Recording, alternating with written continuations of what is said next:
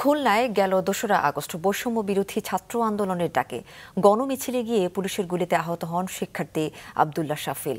SM মিলনের ক্যামেরায় মোস্তফা জামালের রিপোর্ট। খুলনার Northern university of business and টেকনোলজির ত্রিপলি বিভাগের প্রথম বর্ষের শিক্ষার্থী আব্দুল্লাহ শাফিল বৈষম্য বিরোধী ছাত্র আন্দোলন চলাকালে ২রা আগস্ট পুলিশের গুলিতে আহত হয়। গুলিটি শাফিলের চোখের কর্নিয়া ভেদ করে রেটিনার পেছনের অংশে গিয়ে বিদ্ধ হয়েছে।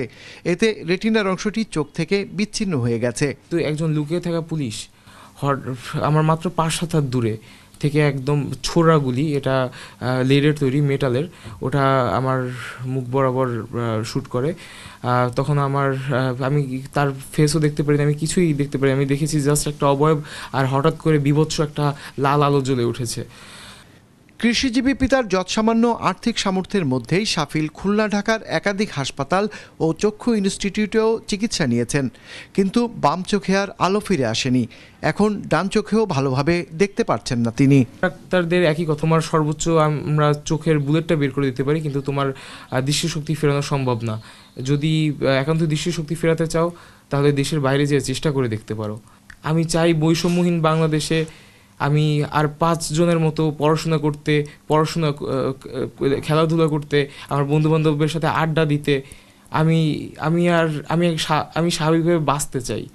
এত রক্ত, এত জীবনের বিনিময়ে যে বৈষম্যহীন দেশ তৈরি হচ্ছে, শাফিল যেন দুচোখ ভরে সে দেশ দেখতে পারে, এই আকুতি শাফিলের মায়ের।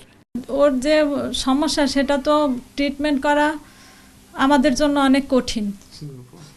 সিঙ্গাপুরে ওর এই ট্রিটমেন্টটা সম্ভব হবে। ওই রিপোর্টগুলো পাঠানোর পরে ওখান থেকে যেটা আসছে, এখন সে সিঙ্গাপুরের পাঠানো তো আমাদের পক্ষে কঠিন হয়ে যাচ্ছে।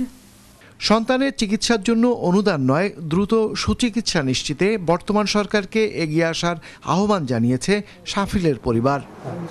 মোস্তফা জামাল, মাছরাঙা সংবাদ, খুলনা।